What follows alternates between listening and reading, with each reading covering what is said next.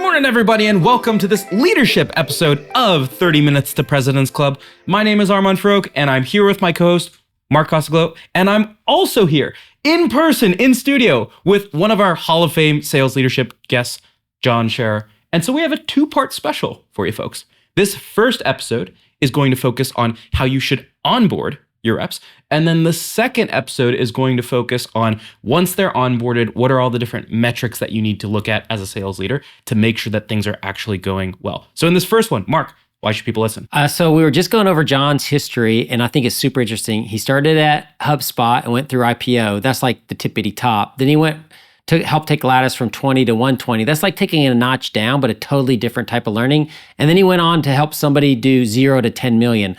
I think very few people have that breadth of experience in their sales career. And I think you'll hear in this episode how it directly applies to onboarding. Let's go. And 3, 2, 1, let's ride. Alrighty, John, welcome back to the show. We start every show with your top 3 actionable leadership takeaways.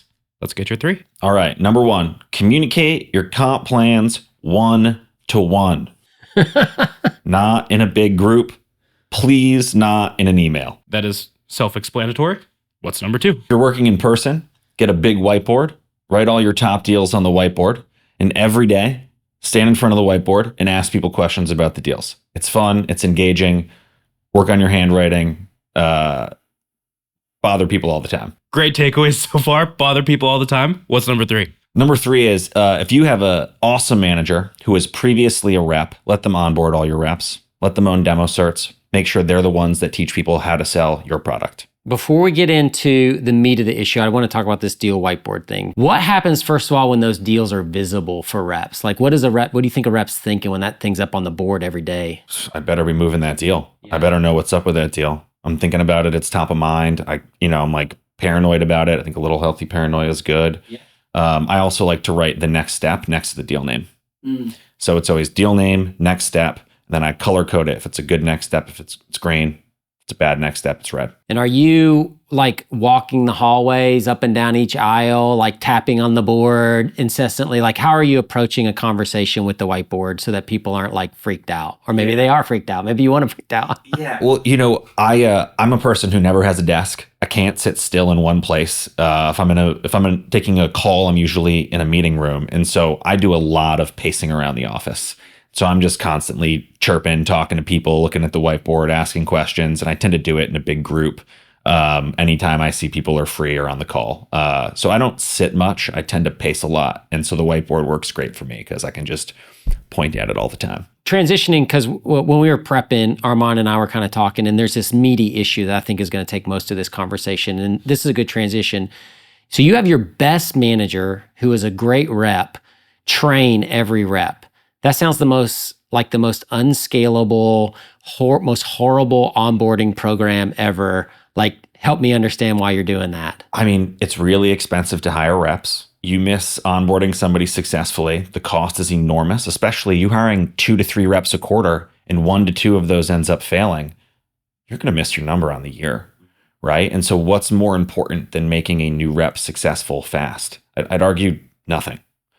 And so I'm going to take my best resource, the person who knows my sale the best, and I'm going to put up to 50% of their time into training and onboarding new reps. I don't think there's anything they can do with their time that's more important, period. I think what happens a lot of times is there's things that are happening inside the business that put pressure on us in revenue and specifically sales to do things that aren't quite natural. Why don't you share a little bit about why you think that that's a bad idea? Because I think I agree with you. Yeah, I mean, one, I like the machine reference. I like process. I think it's super important in certain places, but I also think it becomes a term, scale, or we need to prepare for IPO that becomes really dangerous. It almost is like something that people can use to justify anything that they want to work on.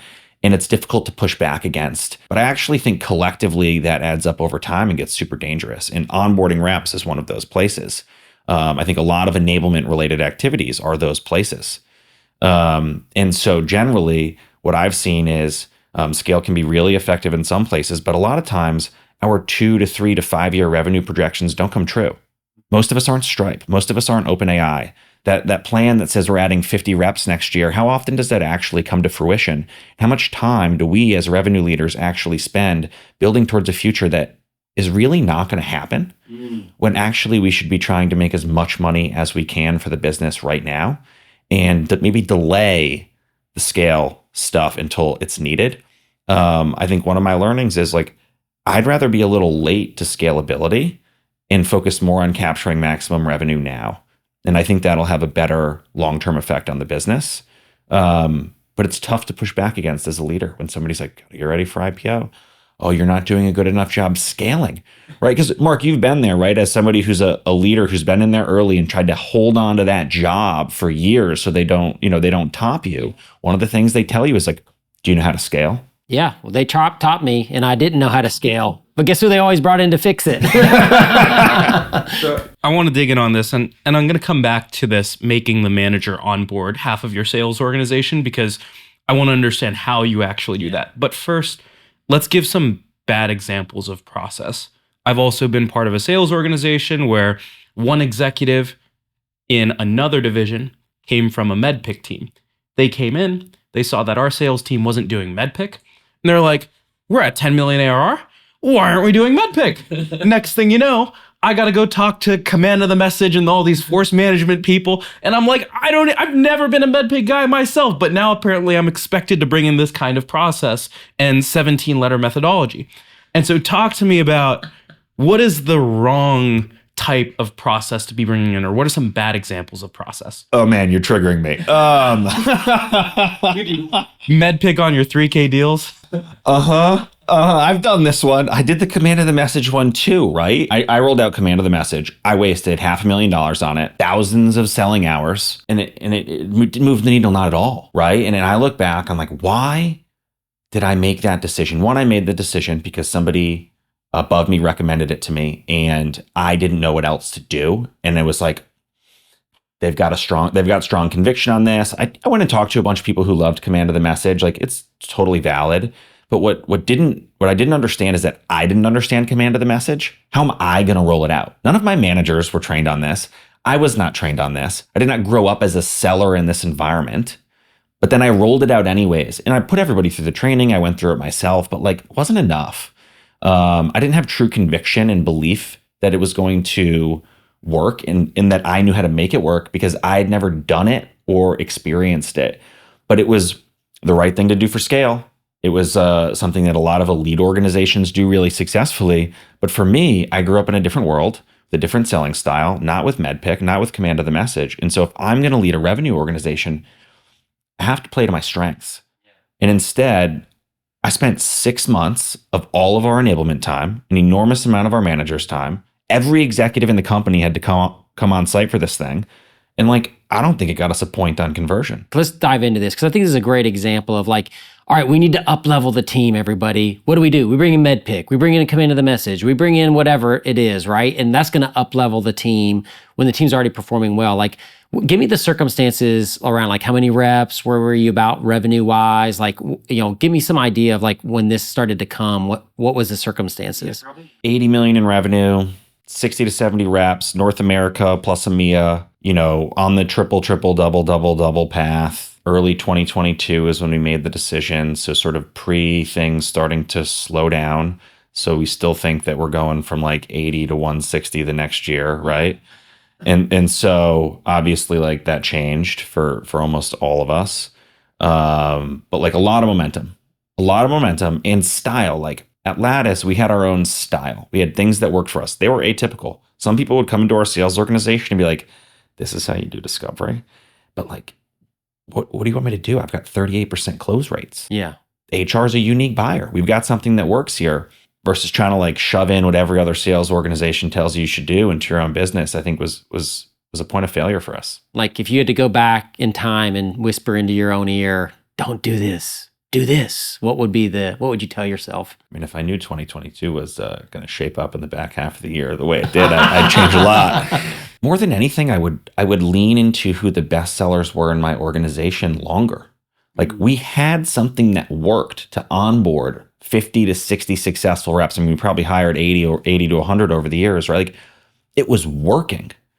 And we decided that at some point that wasn't going to work anymore. And so preemptively brought in command of the message. But I would have just taken it to the point of failure with what we were already doing and like, let us fail for a quarter rather than pivot before we need to pivot. You talked about you had your own style of selling.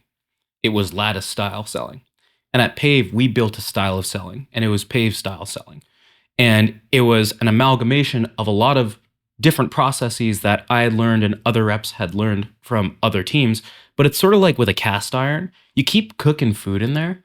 And then over time, like this pan ends up seasoning after years and years and years and years into a style that is perfectly fitted for your organization. And so I think the takeaway for folks here is that as if you have a sales process that is working for your organization and it's proven, just because it doesn't have a trademarked name and a $500 million training behind it does not mean that bringing a more standardized process from the outside into your organization would be better for your company. In fact, it might be worse because the stuff that you've already built is tailor-made to your sales process. So you talked about having one manager onboard 50% or half of the reps or 20 reps or spend 50% of their time onboarding people in the organization.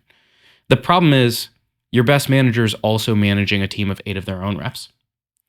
And so operationally, how do you actually get them to step away from their quota, the reps that they're managing, and carve out the time to train everyone else who's onboarding? It's a great question. I mean, one, this person's probably not working 40 hours a week. Let's be real. Yeah. Person's grinding and they probably want a path to growth.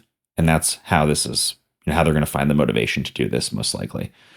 But what I'd argue is like, if you get a rep up and running in those first 3 to 6 months successfully, you have less work to do downstream. So if this person has onboarded all 8 of these reps and gone deep for their first 6 months, he's probably running deal desk for the rest of them, doing coaching plans here and there, but they're running the business the way he wants them to run the business. And so I think he's in a different position than somebody who might have like recently inherited a team or who like handed these reps to enablement and then got them and then needed to figure out how to onboard them.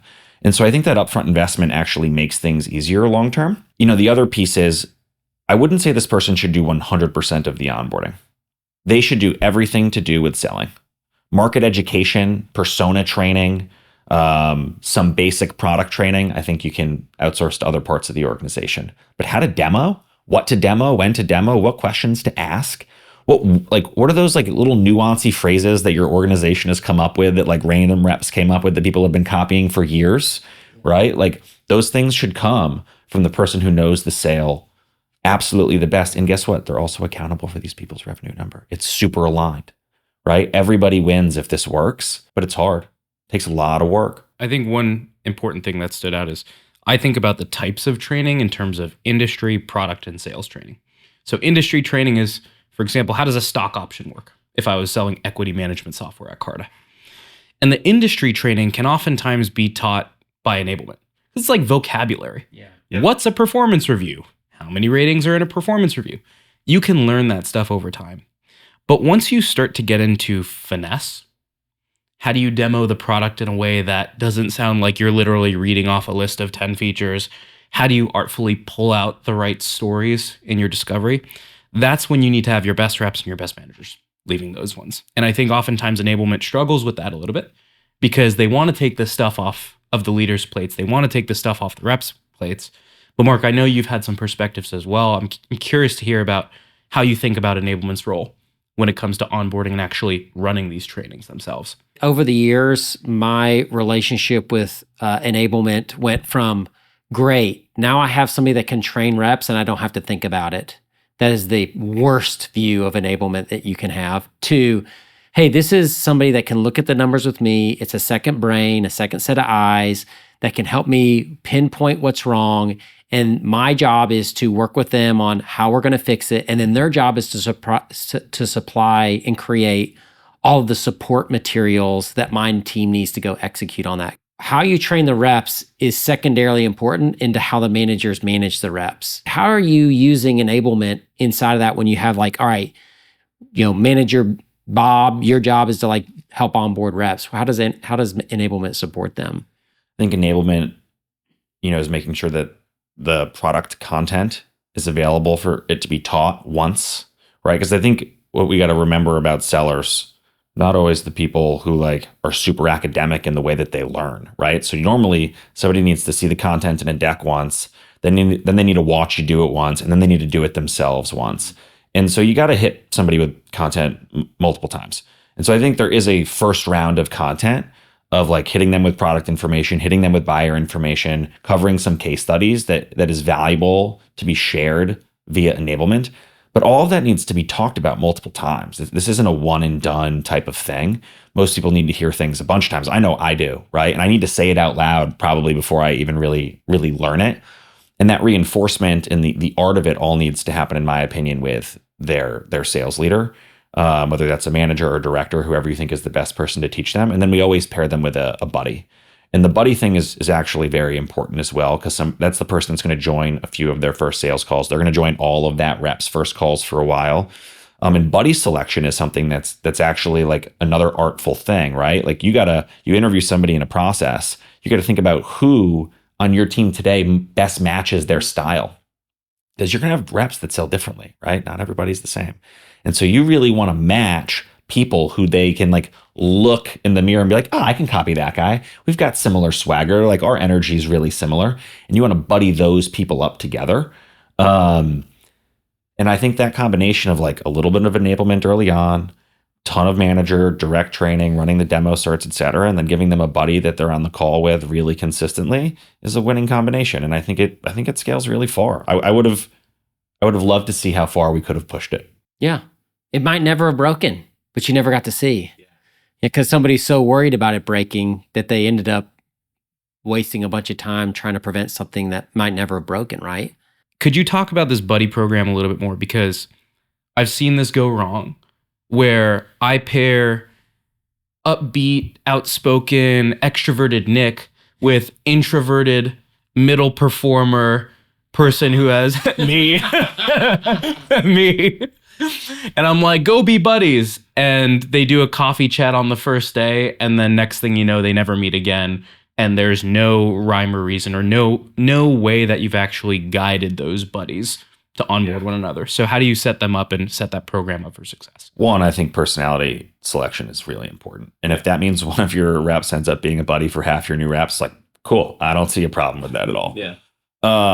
Two, you got to give them instructions, like new person, you're joining all of Anthony's calls for the first 3 weeks. And then Anthony, you're joining 3 of their calls a week as they get started, right? So I think instruction is really important during onboarding. Another place I really like to use buddies is anytime you're rolling out a new initiative. So at Lattice, when I joined, we were 92% inbound. The goal was over a period of a couple of years to get 50-50 inbound, outbound. Guess what? Certain reps are better than outbound than others. And so what we would do is we would do a buddy program every month when we'd roll out a new outbound strategy or a new outbound metric, and we'd take the reps who were better at outbound and we'd pair them to high potential reps who weren't outbounding, and we'd give them shared metrics for the week. And so again, the buddy program there is you're having somebody who knows how to do something, teach somebody else who's not great at doing it, but also putting some mutual accountability, making them a team in order to make the change. And that worked pretty successfully. I think about like one rep who never got on board with all of that. He had such a high close rate, he never really had to, but otherwise that worked really well. Talk about these shared metrics. Could be anything. Could be dials for the week. Could be pipeline. I always liked intro meetings completed. That's like my favorite metric for everything. Yeah. But it's like, hey, like you guys need to get 2 intro meetings completed between this SMBT meeting and the next SMBT meeting. And it's like, all right, figure it out. I think a common theme in this conversation has been don't mess up the train that's going in a direction at a certain speed and getting you good results just because you're worried that there might be a track a few miles down that is messed up. Like just keep the train running. And the way you keep the train running is the people that are on the train are the ones helping to bring on the new cars and the new train, not to take the metaphor too far, but you know what I mean? Like you're a I go with what got me here type of leader, aren't you? I am. I think I've learned that though, because I do really believe in the phrase what got us here won't get us there, right? I think that's super real. I believe in evolving. When I was at HubSpot, there was a photo of the CEO in the lobby that said Chief Pothole Officer. And I've internalized that deeply. Like I've always thought of my job as like, where's this going to break in 6 months and how can I go and find that? But I think that there's this particular niche where that there needs to be an exception. And that is like when you have great people accomplishing really high value things, don't mess it up. Let it be, right? There's always place for process, right? There's always places where you can see something breaking in the future, like how many accounts people own or like the way accounts get rotated. Of course, you need to like constantly be evolving that as you scale, what numbers you look at, whatever it is. But when you have great individuals doing something very high leverage in the business, I would get away from that much more slowly than I thought I had to when I was scaling revenue teams. It's so strange. I just talked to a buddy of mine named Scott Barker, and I think I have the right name. I think he called it Parkinson's Law, which says if you take the square root of the number of employees, that number is doing 80% of the work of the entire company. And I think that's what you're saying. Like, listen, I had a 100-person sales team. About 10 people were like doing all the training, doing all this, and they want it. You lean on them. They want you to lean on them, and that keeps the train going. But when you're like, well, we're too sufficient on there. These guys got us to 100 million, but are they going to get us to 250 million? We need to bring in some more people. That's when everything kind of the wheels start to come off, right? I totally agree with that. Yeah. I think the best people for a fast growth environment want to be rewarded with responsibility. Yeah. And I call it a personal failure when I don't have those people loaded with more responsibility than they can handle. I want to push there. I'm grateful that at a point in time I was pushed in that way. Yeah. And that helped me accelerate the leadership elements of my career. And so when I think they're ready for that and they want that, like, I'm going to push them as hard as I can with responsibility. At Outreach, I think one of the things that I helped our culture have was this idea of it's the leader's job to step back. When you step back, it creates a vacuum. A vacuum is going to suck somebody into it. And then that's when you get to see, can they do it or not? And if you're not constantly stepping back, then nobody's stepping forward. And if nobody's stepping forward, you're always going to be doing the same job. And the best way to get fired as a VP of sales is always be doing the same job. Once you get caught in that rut, your ass is out of here, right? But if you're just stepping back, all right, I know I can create the best demo ever, but I'm going to let this great rep come in and put their stamp on it, and they get sucked up into that vacuum. And the next thing you know, like everybody's in love with the demo again because you let somebody that had as much legitimacy as you help create it, right? Versus, well, I'm going to always own the demo. You know what I mean? And that's when sales leaders get stuck. And once you get stuck, you can't grow with your company. If you can't grow, you die. But there's such an art to that, right? Because that's what we're talking about is this guy, Justin, who ran all of this onboarding, right? Like, should he have stepped back to let another manager step in? Like, I'm arguing no. But there are times where like I needed to step back. So when Justin started making hiring decisions for his team and I stopped making hiring decisions, I had to step back. Yeah. Say, Justin, like, you make this call. Like, do I think this is the right rep? I'm not necessarily going to tell you. I want you to start to work on your pattern recognition here. And so there's an art to that. And I think it's a difficult art. John, when I think about some of the takeaways around onboarding, to round this thing out, we have best reps, best managers, running trainings as long as you can. Enablement is helping them coordinate those things. Pairing the personalities of top reps with newer reps so that they continue to learn all this tribal knowledge. And what both of you have come back to is saying that on one side, but on the other side, you can't have no process or make sure that you're not solving the problem that's going to hit you in 6 months. And so I think what would be helpful for the audience is if you give an example of like what good looked like at Lattice in your onboarding program, could you give a high level frame for what onboarding looked like, where you would do unscalable things in the program versus where are the places where you would have a little bit more process around documentation, standardizing the decks, certifications, things like that? Well, what's your right amount of process onboarding program? We had a certifications program. You were not allowed to get leads until you had passed 2 certifications. 1, that you could run an intro call. 2, that you could run a demo. You're not getting leads. You can fail it once, fine. You can fail it twice, fine. You cannot fail it a third time. Maybe you can if you're a BDR and you're trying to move up to an AE, might give you a little more leeway. But like, it's also, a catch at the same time for people who aren't going to be successful in the organization. So that process exists very fundamentally. We also you want somebody to feel welcome on day one. You want them to learn about the culture. We had great values at Lattice. We wanted people to spend time about the values. We wanted the people to spend time learning our persona. Like, that had process. somebody's first 2 weeks, the non-sales stuff, lots of process in there. Super important, helpful. It's nice to spread that out among multiple people. It also gives them the chance to meet leaders in other departments. I think that type of work is great. But when it comes to selling, that's where it's like, all right, like, that is sort of like a master and apprentice relationship where the master has to understand what is this person's strengths and weaknesses, and they need to have the freedom to do what they need to do to get this person to that intro cert and then to that demo cert. And then ultimately feel comfortable enough giving them their leads, which are currently going to people with acceptable conversion rates. So in a way, there's a risk there. And I like putting that responsibility onto the person who's going to end up carrying that rep's quota. So what would that look like if I'm a manager and I wanted to get my rep ready today over the next couple of weeks to pass an intro cert? What do you tell them to do? I mean, one, you need to determine what does a good intro look like to you. So once you've determined, hey, like this is what we think good discovery looks like, this is the type of information that we want to draw out, then what I would do is I'd have them listen to a sales call, show it to them, and then I'd start explaining it to them. Hey, this is why we asked this question. This is why we asked this question. This is why we asked this question. You give it a shot. A lot of like that mock back and forth. And while you're doing this, they're like joining their buddies' calls throughout. So it's being reinforced.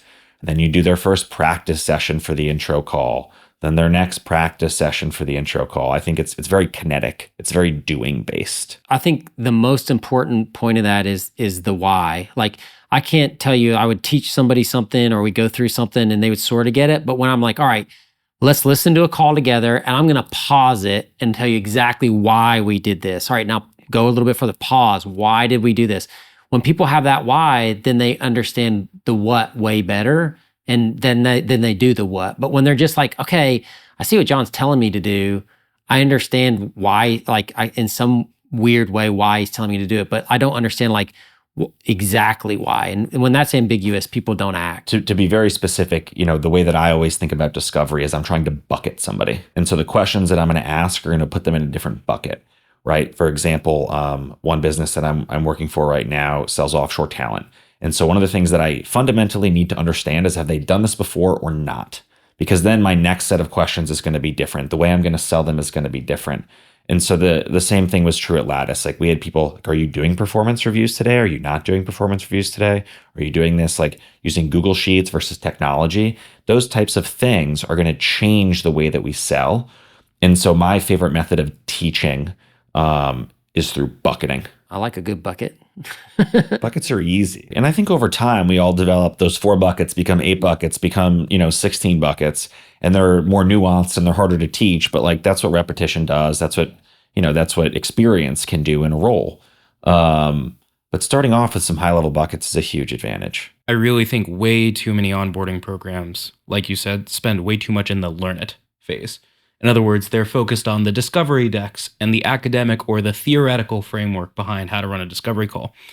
And the way that I think about the different steps are, number 1, you need to learn it. Number 2, you need to see it. So you need to see someone do this in a discovery tape and pause at the key moments and understand why they're doing those things. Number 3, then you need to do it. And then number 4, you need to do it right through coaching. And the problem is way too many people think that the hard part is learning it. And most people can describe what they should be doing inside of a discovery call. Very few people can actually execute that in a way that feels not cringy and fluid and doesn't come off like you're trying to lead people into a sales trap. And so teach them the frameworks as quickly as humanly possible, but then get them watching someone doing it the right way and doing it themselves as quickly as humanly possible, because there are way too many sales academics who understand what they should be doing, but they can't actually put it into practice. Yeah, and one thing I'd add there that I think is a helpful tactical thing for people building out these programs is like our ramp quotas were fixed. So say there's a 3-month ramp quota, your goal is to bring in $100,000 of revenue in those 3 months. If you onboard yourself faster and you pass these demo certs faster, you're getting leads on week 2. Yeah. If you take your time, you might get leads on week 4. Guess what's not going to change? Your ramp quota. Yeah. You want to crush that ramp quota, you need leads. Better learn fast. So I think a little like pressure there can be really useful too. Like this isn't a chill time. This is a serious time. John, awesome show. We have to move to the final question. We talked about a lot of good habits. But what is one bad habit that every sales leader should break so that all teams can get a little bit better? Saying hey on Slack and not following up with why you're reaching out. It's the worst, right? You're like, yo, nothing else. You're like, what? Dude, you're just driving your reps insane. It's such a messed up thing to do. Hey, just fucking write what you mean. Hey, I want to talk to you about this deal. Like that shit's brutal. A completely unrelated bad habit, but an amazing show. John, this was a blast, man. Everyone hang on for a 60-second recap coming up soon.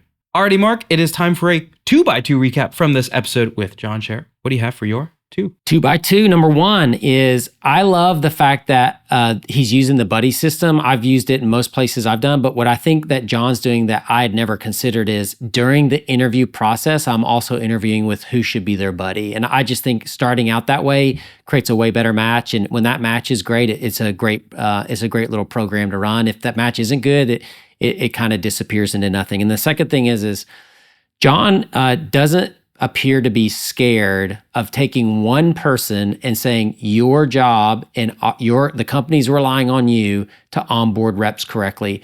I don't think that any company in the world would rather have 100 reps if it took 200 hires to get there. If they could get 85 hires and only 100 reps, it's just way better for everybody from a cost perspective, from a culture perspective. And I love that he's just very dedicated to onboarding reps and using those resources the right way. Number 3, 2 certifications. You have an intro call certification. You have to be able to run an introductory call, and then you have to be able to run a demo call.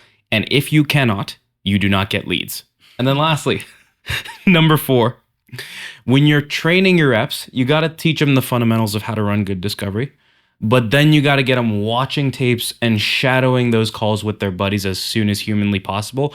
And then you need to make them go do a million role plays. Way too many trainings are focused on academic classroom style learning instead of getting the rep doing. And if they want to pass the certification, they are not going to pass the certification staring at Google Slides. Alrighty, folks, if you like this one, a couple weeks ago or a few months ago, I broke down our entire multi-week onboarding program that we use back at Pave. And so if you want something a little bit more tangible where you can see an actual onboarding schedule, a lot of those principles are at play. There's a link to that down in the show notes, and we will catch you on the next one. Peace.